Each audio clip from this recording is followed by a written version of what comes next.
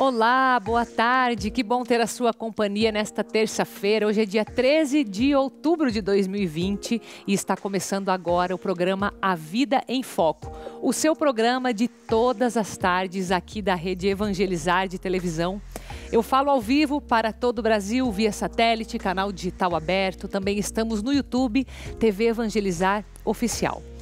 Olha só, hoje eu vou receber dois convidados aqui no estúdio. A primeira delas é uma convidada, ela é nutricionista Nathalie Marques e vai falar com a gente sobre os diferentes tipos de açúcar que estão disponíveis e qual que é melhor, se tem algum que dá para salvar mais a nossa saúde. Vou perguntar tudo hoje para a Nathalie, você não pode perder. O meu segundo convidado é um médico que é o Dr. José Fernando Macedo. Ele é diretor do Instituto de Angiologia e Cirurgia Vascular. Lembrando que hoje é o Dia Mundial de Conscientização da Trombose. E por isso que nós convidamos o Dr. José para nos dar as dicas do que fazer, como que a gente deve ficar alerta com este problema e como a gente manter a saúde muito melhor, claro. A gente vai começar a mostrar para você hoje uma série de reportagens sobre as mães do campo. Ficou bem bonita essa série, eu tenho certeza que você vai gostar de acompanhar aqui com a gente, então a gente vai começar a transmitir aqui no nosso programa A Vida em Foco. E é claro que a gente tem ainda a nossa receita de hoje, que será uma salada de quinoa, para que você tenha uma alimentação mais saudável, uma delícia a salada de quinoa. Então, o programa está super bom para você começar depois de um feriadão aí de segunda-feira, né? Para que a gente fique aqui sempre antenado e você tem isso aqui com a gente no Vida em Foco. Então fique com a gente, a Vida em Foco está começando.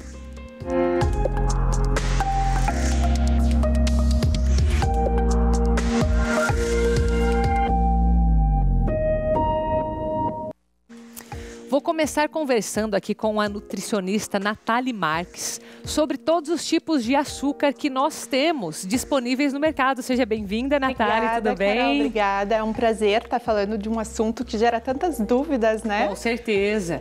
E assim, aqui a gente trouxe alguns tipos, né? Depois, se tiver mais algum, você vai me falar, mas eu gostaria de começar pelo mais comum, do mais conhecido para o menos conhecido, né?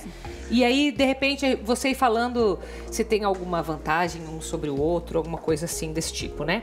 Então, por exemplo, aqui, acho que até a Fran já colocou para nós aqui na ordem, né? Esse aqui é qual? É o cristal, esse ou não? Esse é o açúcar refinado. Refinado. Que é o mais comum, né? O mais consumido. Mais do que o cristal até. Mais do que o cristal. É mais consumido pela população, né? E aí, a diferença é entre eles. Na verdade, basicamente, todos eles são açúcares. Então, o efeito que eles vão trazer, né, para o nosso organismo é bem parecido. Bem parecido, em termos de calorias também, eles são bem parecidos entre eles. A absorção que o nosso organismo faz com esse açúcar, né, a elevação da nossa glicose, também acontece de forma bem similar entre eles. Isso eu ia te perguntar. Tá. Então, assim, a única diferença é o processo de refinamento que eles passam. Então, o açúcar refinado, né, como o nome mesmo já diz, ele é o açúcar que mais tem esse processo de refinamento adicionado a aditivos químicos para dar essa cor mais branquinha nele, tá? Daí seguimos do açúcar cristal, que é um pouco mais granuladinho, né? Então ele mais grossinho, mais grossinho, e isso ele também passa pelo mesmo processo de refinamento. E uma das coisas importantes que eu acho informar é que esses dois açúcares, com esse processo do refinamento, os nutrientes que teriam nos açúcares mais brutos, eles são perdidos, né? E a diferença ali que eu vejo no açúcar cristal e no açúcar refinado é que o cristal geralmente você acaba precisando colocar mais, por ele ser de mais difícil, não dissolve muito, e você acaba precisando usar mais ele do que o açúcar refinado. Olha só, isso é interessante saber também, né, para uma receita, por exemplo. Exatamente. Daí, quando a gente segue para o açúcar demerara e o açúcar mascavo, eles já não sofrem esse processo, né, de refinamento, eles são mais brutos. O açúcar demerara, ele perde um pouquinho do nutriente, mas ele chega a ser bem similar ao açúcar mascavo. Já o açúcar mascavo, ele já é mais bruto, né? Ele não passa por refinamento, não tem aditivos químicos, nenhum dos dois. E eles, se for pensar em termos de qual é o melhor de todos esses, por conservar pouco nutriente, a gente não pode dizer que eles são riquíssimos em nutrientes e que o consumo deles vai trazer benefício, né? Porque, na verdade, nenhum dessas opções acaba trazendo benefício. A gente acaba, na nutrição, a gente acaba dizendo que a adição de açúcar é caloria vazia, né? Porque a quantidade de nutriente é bem baixa mesmo, se for pensar nesses açúcares. Mas, se você tiver que escolher, acredito que essas duas opções são as melhores, né? Tá. E o açúcar demerara, você acaba conseguindo um poder de doçura um pouco maior do que o açúcar mascavo. Às vezes você acaba tendo que adicionar também um pouco mais do mascavo para chegar no poder de doçura. Isso eu já anotei, já anotei. Mas assim, o fato do poder de doçura dele é muito mais com o gosto pessoal ou isso tem a ver, por exemplo... É porque agora eu vou entrar aqui em receita, né? Teria que estar falando até com uma boleira, por exemplo. Mas isso muda o ponto também das coisas ou não? Não acaba mudando o ponto. É o gosto pessoal mesmo. Aquela pessoa que está acostumada com o sabor mais doce, né? Então aí você tem essa diferença no uso deles. Legal. Tá. E aqui tem um coco, né? Isso. Enfim, tô tentando adivinhar porque que esse coco tá aqui. E a gente vai falar do açúcar de coco, que também é um açúcar que entra nessa classe aqui, que ele não sofre o refinamento, não tem adição dos produtos, né, químicos, e ele acaba entrando nessa linha um pouco melhor dos açúcares, porém, ele é considerado no mercado como baixo índice glicêmico, o poder com que esse açúcar é absorvido e é elevado na nossa corrente sanguínea, mas tudo é moderação. Se você consumir demais, você vai ter acabando ter essa elevação desse açúcar. De qualquer jeito, então assim, se pega o mais saudável de todos, ele vai ter um pico glicêmico. Se você consumir em excesso. Em excesso, ele vai acabar tendo. Então, todos essa linha aqui são açúcares da mesma maneira. Então, se você não usar com moderação, pessoas que buscam, né, por uma alimentação saudável, uma qualidade de vida, devem, né, pensar em usar o mínimo possível dessa classe de açúcar, e escolher os melhores que têm um pouco mais de vantagem, como eu já mencionei. Tá, eu entendi que a gente tem que consumir o mínimo possível. Isso. Mas assim, ó, existe alguma... não é recomendação, acho que não é a palavra para esse caso, não é recomendação diária, mas tem alguma quantidade que o nosso corpo consiga, sei lá, eliminar com a ingestão de água, consiga dar conta desse açúcar, por mais maléfico que seja? Na verdade, tem a quantidade consumida, né? Então, a porção que você vai consumir desse açúcar, que se você consumir uma colherinha de café ou comparado com uma colher de sopa, a absorção desse açúcar, né, de todos eles vai acontecer praticamente da mesma maneira. Mas quanto que é tipo assim, quanto que eu posso comer por dia de açúcar? Tem uma resposta para isso? Na verdade, não existe uma resposta. A resposta é, consuma o mínimo possível. Procure por receitas que você possa mesclar um açúcar, né, de boa qualidade, ou até não usar esse açúcar e partir para frutas, né, que adocem, que aí você vai ter a vantagem ainda mais dos nutrientes, das fibras. Então, usar banana, usar frutas secas, passas, eu uso muito nas minhas receitas. Então, quem tiver interesse em seguir as minhas redes sociais, lá eu disponibilizo receitas também? algumas receitas interessantes. Então, eu falei com a pessoa certa, a hora que eu falei de boleira aqui, já sabia, eu nem sabia disso. Inclusive, para o Dia das Crianças, agora, recentemente, eu acabei de postar um vídeo, né, que eu uso um pouquinho do açúcar demerara com passas. Então, fica uma receita interessante. Aí você diminui o açúcar com isso? Eu acabo diminuindo um pouquinho do açúcar. Ah, legal, isso é interessante. Tá. Deixa eu fazer uma pergunta aqui com relação a... Primeiro, dois açúcares que eu não sei por que não entrariam aqui. O açúcar de beterraba, ele existe, né? Ele existe. Ou era só na época feudal? Ele existe, ele existe. O açúcar de beterraba, você vai ter a vantagem dos benefícios dos nutrientes da beterraba. Ele acaba indo um pouco aqui parecido com o açúcar de coco também, e o poder de doçura talvez é um pouquinho menor também. E a cana de açúcar mesmo, aquele melado de açúcar? Ele é diferente, né? Na verdade, melado, sabe? Sim, na verdade é o derivado dos açúcares, né? Ainda. Do açúcar mascavo, do açúcar da cana, Mesma né? Do coisa, açúcar... só vai mudar a consistência dele, que é líquida. Exatamente. E os adoçantes? Aí os adoçantes é um assunto só para eles, né? Porque daí o adoçante entra em muitas classes, tipos de adoçante, né? Então eu acho que a gente pode marcar outro dia. Sim, só para falar de adoçante. Porque falar negócio de adoçante, mas assim, de uma maneira geral, assim, a gente... é uma boa opção a gente tentar substituir o açúcar pelo adoçante Pessoas que realmente têm algum problema de saúde, né? Principalmente com a glicose aumentada, como diabetes, né? Pessoas quando buscam emagrecimento, devem sim cortar completamente o uso dos açúcares. E daí como substituto, como eu falo que o açúcar é caloria vazia e tem uma elevação de glicose, então, como substituto, utilizar sim daí o adoçante e sempre a mesma recomendação que em menor quantidade. O melhor de tudo é você tentar, quanto menos você utilizar de açúcares e adoçante, você conseguir melhorar, né, o paladar para o gosto do alimento de verdade, essa seria a melhor. Esse seria o ideal.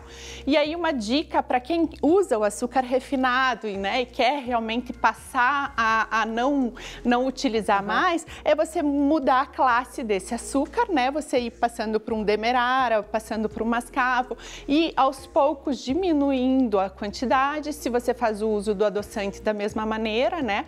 Vai diminuindo a quantidade, vai utilizando outros tipos de alimento que você tenha o poder de adoçar também. Sim. E aí você acaba conseguindo aos poucos ir tirando e modulando o teu paladar. Legal. Eu posso aproveitar a tua presença aqui? Tipo, a gente agora é 3h48, né? O que você daria, assim, de dica pro lanche da tarde, assim? Que você entra na tua dieta aí. O que você faz? Você faz o quê? Um pãozinho, sanduíche, uma coisa doce, uma fruta? O que você faz? Eu sei que é personalizado o negócio e tal. Mas assim, uma dica que você fala assim, isso aqui é uma boa alimentação nutritiva. Nos lanches da tarde, depende muito, mas eu sempre dou a dica, né? Se você está buscando saúde, qualidade de vida, então usar das frutas, né? Iogurtes, né? Gosto. Isso, frutas, iogurtes, castanhas oleaginosas são boas opções para lanches da tarde. E quem quer alguma receita, também eu tenho disponível no meu Instagram receitas de pães. @nutri.marques. Nutri.natalimarques. E o site natalimarques.com. Isso mesmo. É isso? Legal, viu, Natália? Obrigada pelas dicas preciosas. Seja bem-vinda aqui. De repente a gente fala uma hora só do adoçante, que vai uma pauta boa. Muito obrigada. Obrigada viu? eu. Até mais. Agora chegou a hora de você ver aquela série que eu comentei com você sobre as mães do campo. Você vai conhecer agora a Rosemary. Olha só que interessante.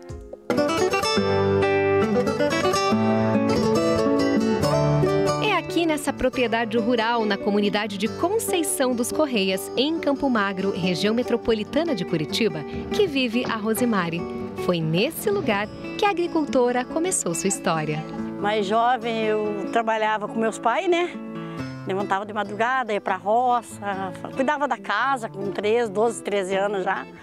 Aí casei, né? Vim morar aqui na comunidade da Conceição dos Correias e aqui a gente construiu a nossa família, né?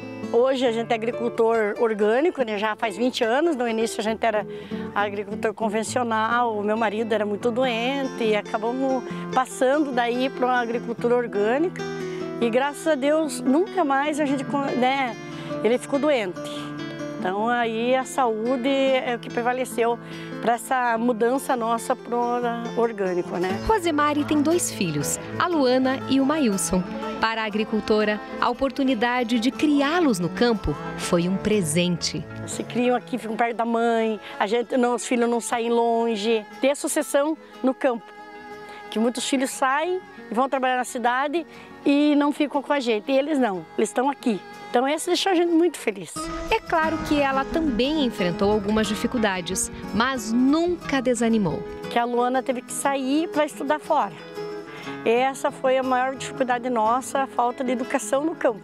estudaram até o ensino médio, né? O Maílson não estudou mais, terminou o ensino médio e parou, por opção dele mesmo, né? Não que a gente queria que ele fosse estudar, mas ele não quis sair daqui. E a Rosimari não tem folga não. Além de dar conta das tarefas domésticas, ela ainda trabalha bastante aqui no campo. São muitas responsabilidades. Cuidar da plantação e organizar a rotina da propriedade são só algumas delas. Levantar nisso 5 horas da manhã, fazer comida, cuidar da casa e dar com a horta para a cozinha, né? Que nós somos uma cozinha, uma agroindústria. Então tem que, né, fazer de tudo um pouco. E cuidar dos filhos, cuidar do marido. O Maílson, que passa mais tempo por aqui e ajuda no trabalho do dia a dia, garante que a mãe é bem exigente. Bastante. Não deixa que você fique sem fazer nada. Não, tem que fazer e bem feito. Tem que ser tudo bem feito, não pode deixar serviço pela metade, tem que fazer tudo. Não pode, e se tiver mal feito, ela faz fazer de novo. O maior motivo de orgulho para a Rosimari é que os filhos também escolheram esse caminho e aprenderam o principal, o valor da família. O carinho com a família. Eu acho que o amoroso, ser assim, sabe, chegar a ter aquele carinho com os pais, isso faz toda a diferença para nós, pais. Né? Saber que os filhos vão na igreja todo domingo, que tem a rotina deles, né? Mas não de sair, né? Fora, sempre estão na propriedade. Isso deixa a gente muito contente, sabe? Tudo que eu sei hoje em dia, eu aprendi tanto com ela, com o pai, eu aprendi tudo. Hoje, o cidadão que eu sou, a pessoa que eu sou, é graças a ele.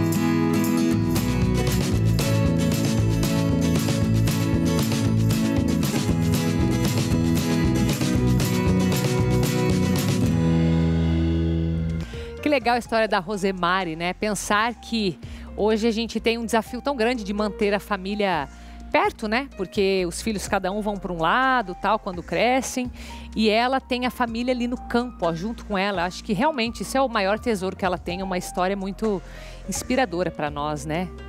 Até para quem não pode tê-los perto, acho que é algo para a gente, sei lá, pelo menos desejar ou fazer algo que esteja na nossa mão para se aproximar mais, né? Isso é muito importante. Vamos para o intervalo rápido e depois do intervalo, meu convidado é o Dr. José Fernando Macedo. Ele é médico especialista em angiologia, cirurgia vascular e endovascular. E nós vamos falar sobre trombose. Hoje é o Dia Mundial de Conscientização da Trombose, então um bom dia para a gente falar sobre esse assunto. E ainda nós temos a nossa receita também depois do intervalo, super saudável, uma salada de quinoa hoje que você vai aprender para fazer de repente no seu jantar hoje. Fica muito boa essa salada aí no jantar. Então volte comigo.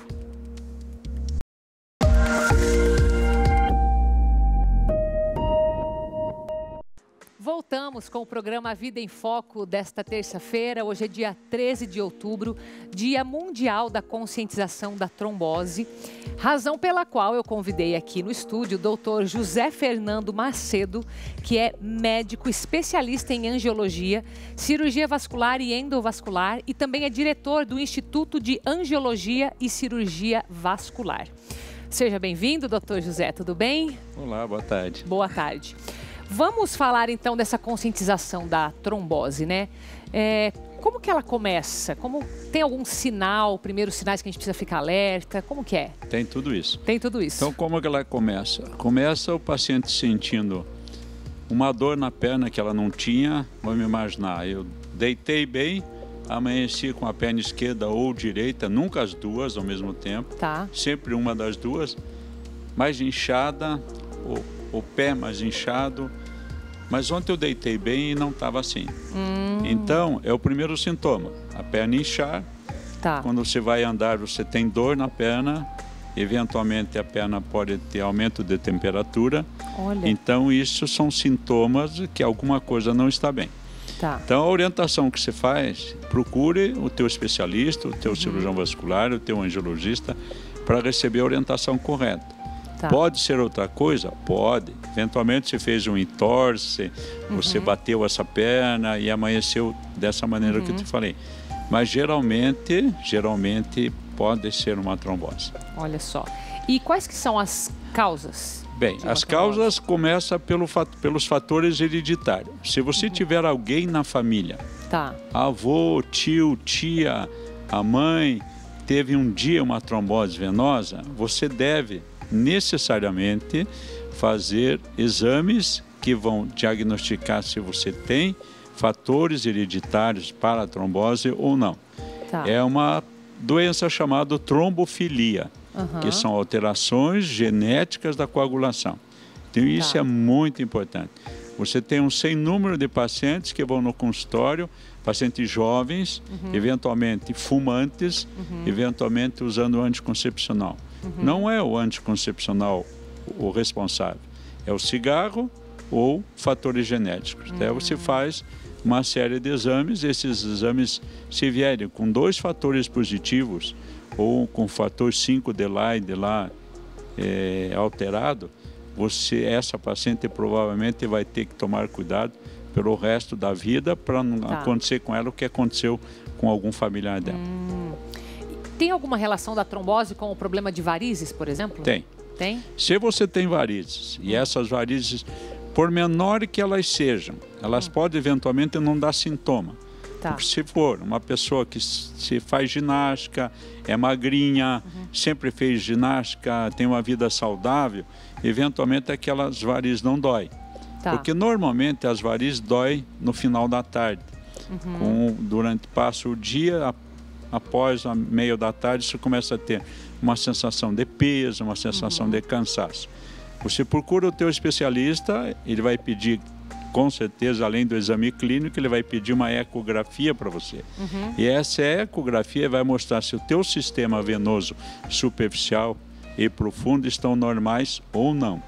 Se você tiver uma alteração do sistema venoso superficial, em que a tua veia safena, que é superficial, tenha mais de 50%, 60% de anormalidade, eventualmente essa paciente vai passar por um procedimento. Desde que ela tenha sintomas, dor, peso, cansaço nessa perna. Agora, se ela não tem sintomas, faz exercício, eventualmente se mantém ela com alguma medicação para minimizar essas varizes.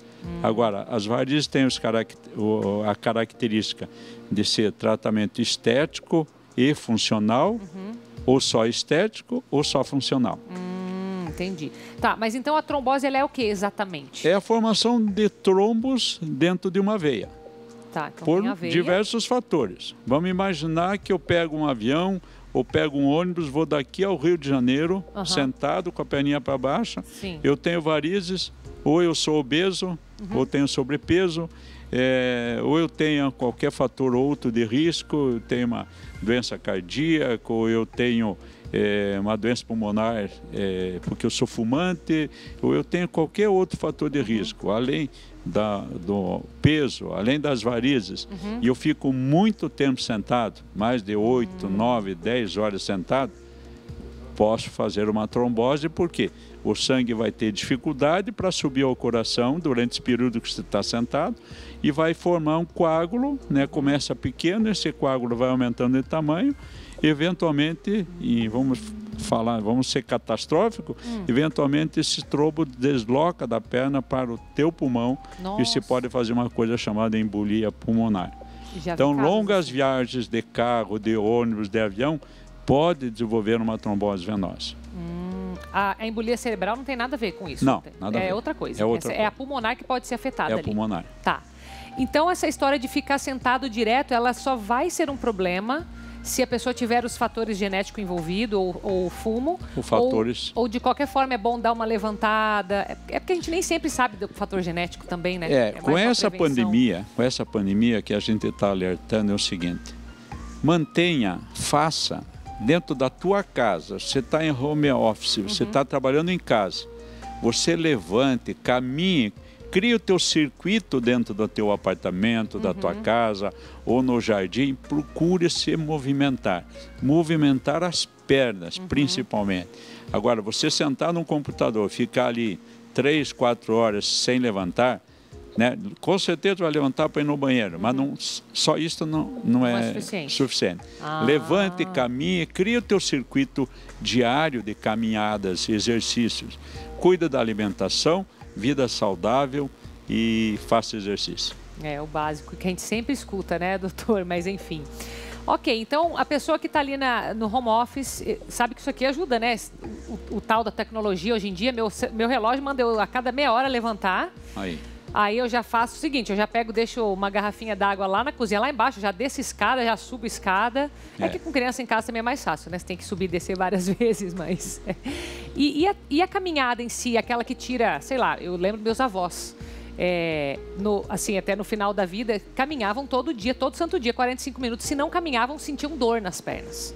Isso tem alguma coisa preventiva para trombose, tem tudo por exemplo? A ver, porque veja, a musculatura da panturrilha chama-se coração periférico, o músculo da panturrilha. Se você faz exercício, você caminha todos os dias, com certeza, essa tua circulação venosa, ela vai ter uma qualidade muito boa, porque a musculatura ajuda a empurrar o sangue para o coração. Como é que o sangue sobe do pé para o coração? Pela panturrilha? Não, sobe, a panturrilha é um dos fatores. Tá. Vamos dizer, o final da pressão arterial, né, quando chega com pressão lá na ponta do pé, para retornar já tem um pouquinho da pressão que empurra o sangue. Certo. Quando você caminha, você faz exercício assim de dorsiflexão, ou você caminha e você tem uma musculatura boa, esse sangue vai retornar com muito mais facilidade. Outra maneira que o sangue sobe, quando você respira, a gente inspira e expira sem sentir. Nós estamos conversando aqui, mas eu estou respirando, sim, você também. Sim. Então eu crio uma pressão negativa dentro do tórax que aspira o sangue. Então é pressão negativa. E que ninguém imagina que isso seja importante. Então por isso é importante aquilo que eu te falei. Exercícios, vida saudável, alimentação saudável. E eu quero frisar aqui que eu estou também aqui neste teu programa, em nome da Sociedade Brasileira de Cirurgia Vascular, Regional do Paraná. Eu fui presidente da Sociedade Brasileira Nacional. Sim. Mas hoje é o Dia Mundial de Prevenção da Trombose. Então é importante que todos os órgãos de comunicação falem nisso exaustivamente, porque nós precisamos salvar vidas. Com certeza. Agora, uma última pergunta. A cirurgia ela é complicada quando é um caso cirúrgico? Como que ela é? Simples? A cirurgia. Que é da trombose? Não, das varizes. Da trombose, vou falar trombose, é o dia da prevenção. Normalmente você não faz a cirurgia da trombose, normalmente o tratamento é o clínico. Geralmente existem casos específicos que você pode fazer uma coisa chamada trombectomia.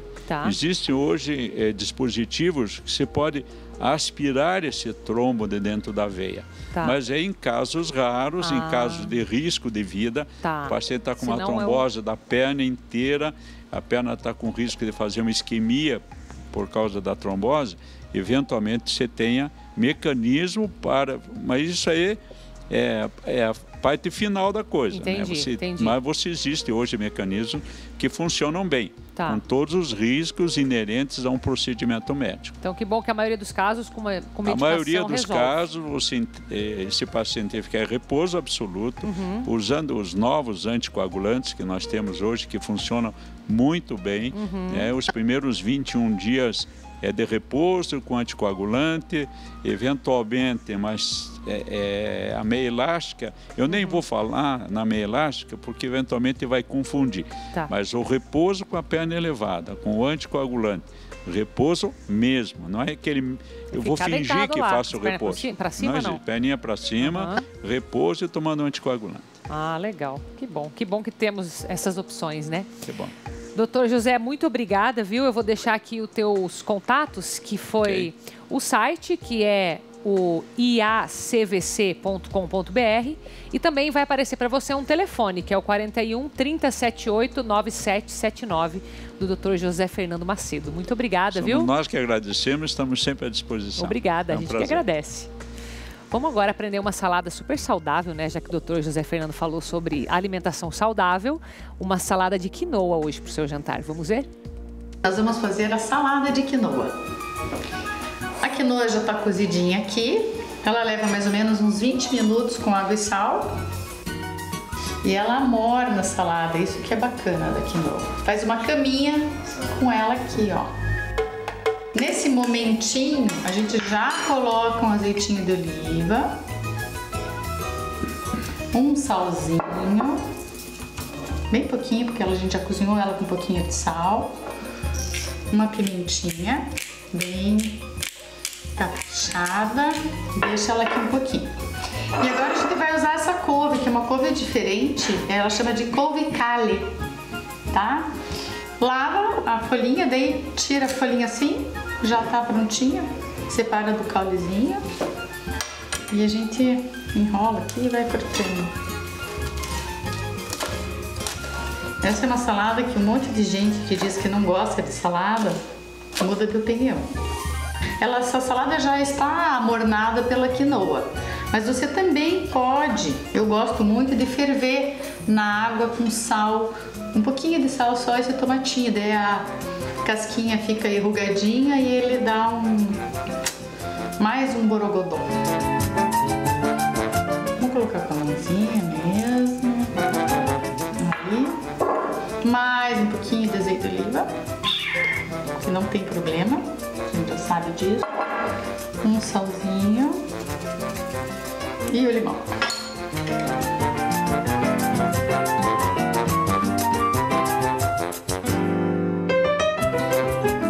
E na hora de comer mesmo, você incorpora todos os ingredientes.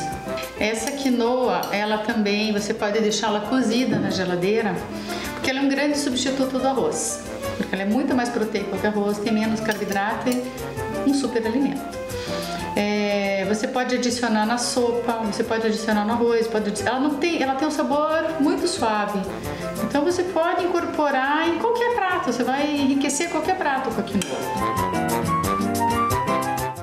Receita prática, saudável, deliciosa, porque quinoa é uma coisa... Eu amo quinoa, né? Então, é algo para você depois ir lá no nosso YouTube, TV Evangelizar Oficial, fazer mesmo. Porque, ó, pessoal que foi lá gravar isso aí, ficou aqui fazendo gracinha, sabe? Tipo, eu comi isso aí, tava uma delícia. Eu falei, tá, que bom que você comeu. Eu vou fazer em casa e como, vou dizer para você também se eu gostei, né? Só que daí não é a chefe fazendo, é a chefe Caroline daí, né? Você vai ver depois do intervalo que o número de transplantes de órgãos diminuiu muito durante essa pandemia. Acho que é um alerta aí, né, pra gente. Então, volte comigo.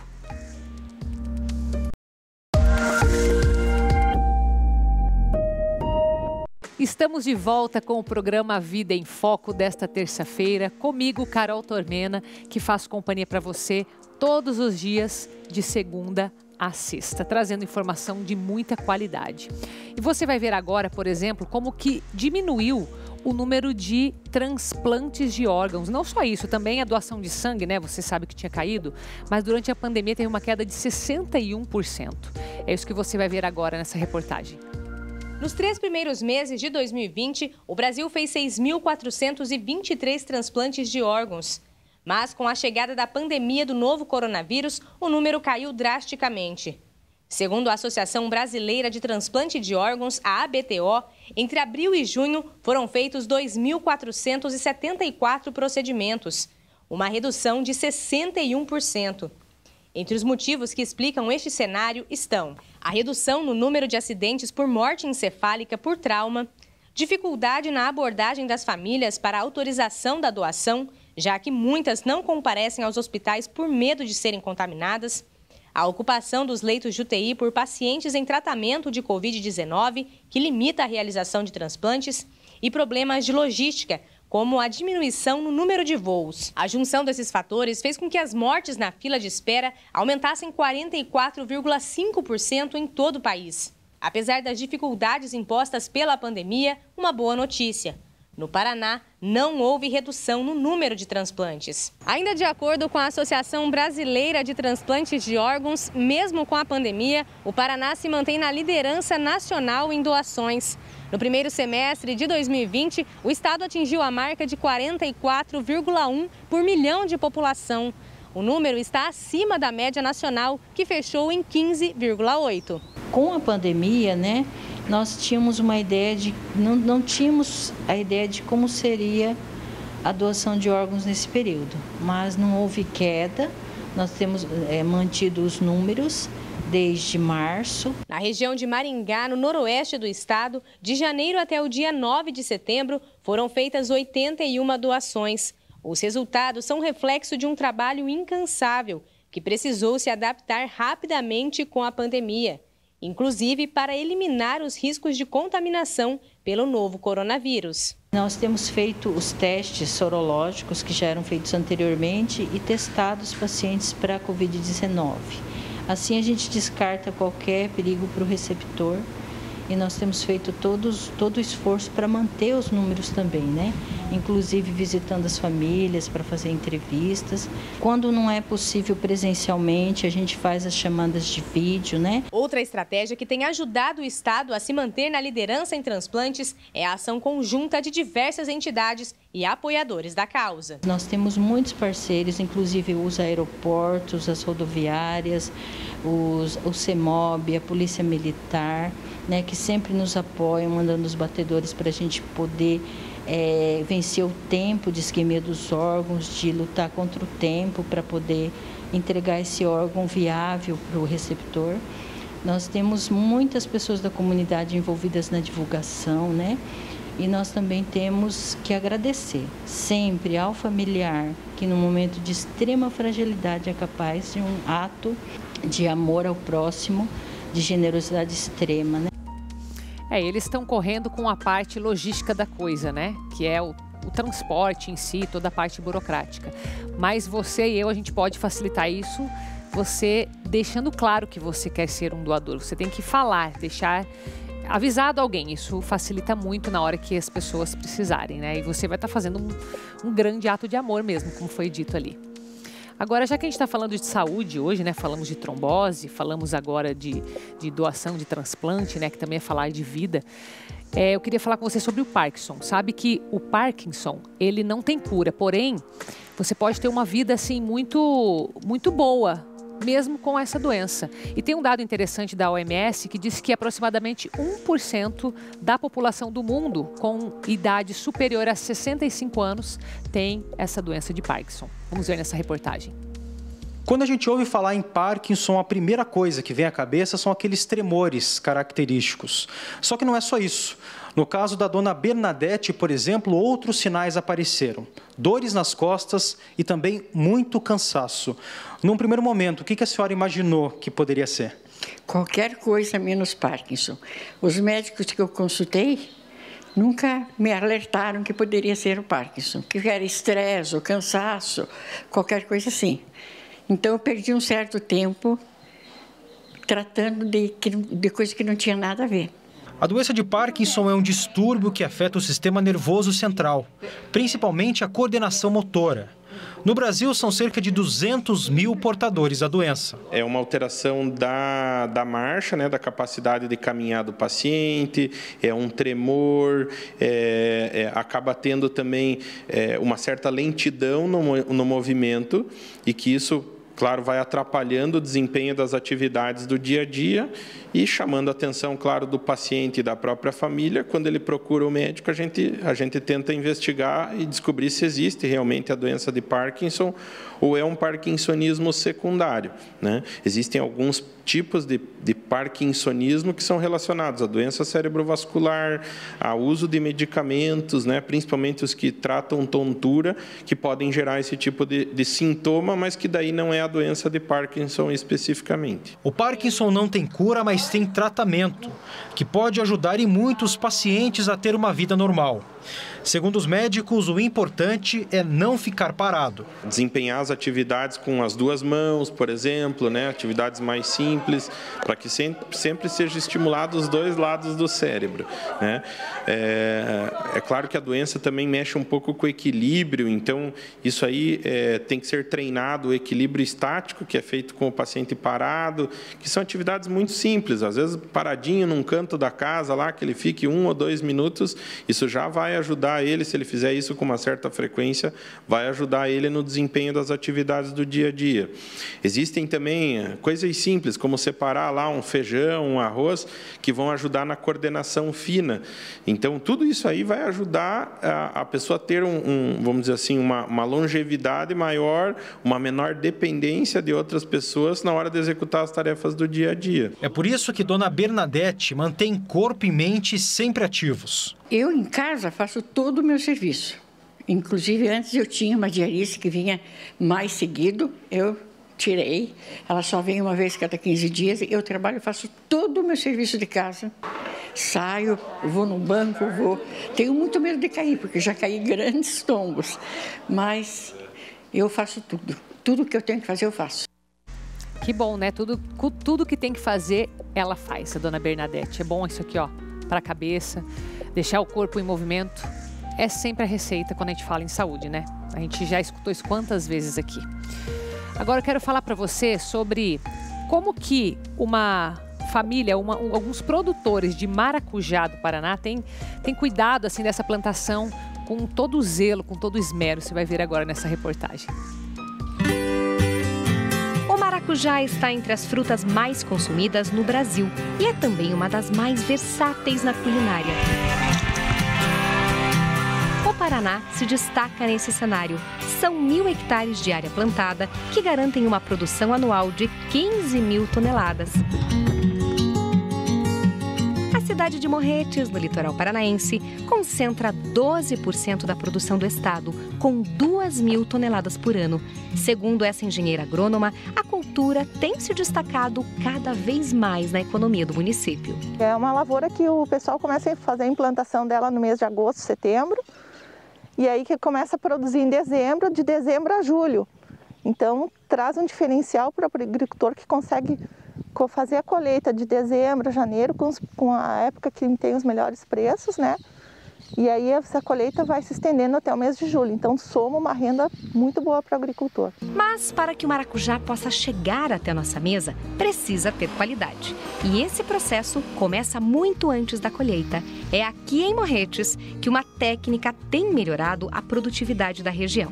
A Ana é uma das responsáveis por implantar o cultivo das mudas em estufas, o que protege o maracujazeiro da doença que causa o endurecimento dos frutos. Quem transmite, né, um dos vetores é o pulgão. Os primeiros sintomas aparecem nas folhas, certo? As folhas começam a ficar encarquilhadas e elas param de se desenvolver. Quando ela está mais avançada, o fruto, o vírus aparece no fruto, que na verdade o fruto fica duro, né? A casca fica dura, fica grossa e às vezes nem tem polpa dentro, né? A técnica foi implantada em 2016. Após brotarem nas sementeiras, as melhores mudas são selecionadas e ficam na estufa até chegarem ao tamanho ideal. A proposta é você produzir essa muda em estufa com essa tela anti-afídio, que não permite a entrada do pulgão. Então, essa muda ela vai sair com uma idade mais avançada, aí, entre 5 a 6 meses, sem o vírus. Isso faz com que a planta seja um pouco mais tolerante ao vírus e consiga produzir, que o produtor consiga ter lucro. Depois que as mudas alcançam 1,5 metro de altura, são plantadas no solo. Aqui nessa propriedade, por exemplo, o agricultor aderiu à técnica desde 2016 e já conseguiu dobrar a produção. A última colheita foi de 26 toneladas da fruta em menos de 1 hectare. Resultado acima da média. A média da região, conforme os dados da Emater ali, é entre 16 a 20 toneladas por hectare aí. Porém, a gente já sabe que tem produtor que produz mais que isso, né? Hoje a cidade tem 110 produtores, mas apesar dos bons resultados comprovados, ainda são poucos os que aderiram à técnica. Uma realidade que precisa ser mudada para garantir o aumento da produção. Conforme esses produtores que já estão adotando desde 2016 essas mudas vão tendo mais sucesso, né, nos resultados, aí outros agricultores vão se interessando. Porque quando a gente vem com uma mudança de metodologia, com um protocolo diferenciado, existe uma resistência.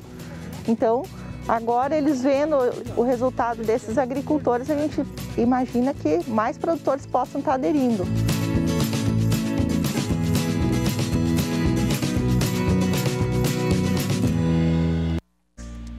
Lembrando que tudo que você vê, que você gosta aqui na Rede Evangelizar de televisão, você pode rever no YouTube, TV Evangelizar Oficial.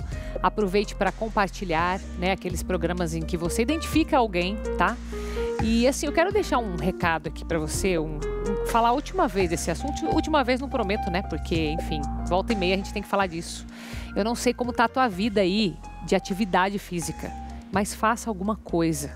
sabe? Andar, caminhar, uma coisa simples, faça alguma coisa, porque você viu, a gente falou que de Parkinson, nós falamos de varizes, falamos de trombose, tantas outras vezes que a gente já falou aqui no programa, que é importante a caminhada, né? O exercício físico, tá? Então, incentive-se a fazer algo, tá? A gente vai encerrando por aqui. Você vai ficar agora com o programa do Padre Christian Shankar, Motive e Ação. Amanhã eu volto às 4 da tarde, é um pouquinho mais tarde na quarta-feira, mas é claro que eu estarei aqui com você, como sempre, trazendo muita informação de qualidade e variedade para você. Um beijo, até amanhã.